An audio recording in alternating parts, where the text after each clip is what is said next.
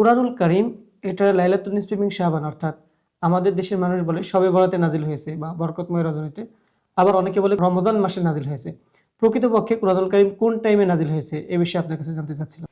কোরআন মাজিদ নিয়ে যদি আমরা বলতে চাই তাহলে আল্লাহ সুবহানাহু ওয়া তাআলা কি বলেছেন সেটা আমাদের বোঝার চেষ্টা করতে হবে। আমাদের সমাজের মানুষের একটু জানার বা বোঝার ভুল আছে। অনেকের ধারণা যে শবে বরাতের রাতে কোরআন মাজিদ নাজিল হয়েছে, কিন্তু আল্লাহ সুবহানাহু ওয়া তাআলা বলেছেন বরকতময় রজনীতে কোরআন মাজিদ নাজিল হয়েছে। জি তো বরকতময় রজনী কোনটা?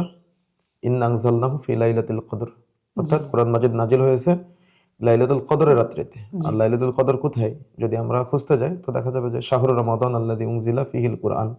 যদি আমরা এভাবে মিলাই তাহলে বলা যায় বরকতময় রজনী হলো কদরের রাত, আর কদরের রাত হলো রমজান মাসে, এটা শাবান মাসে না।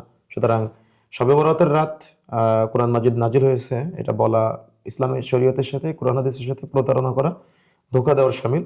কোরআন মাজিদ শবে বরাতে না, নাজিল হয়েছে শবে কদরের রজনীতে।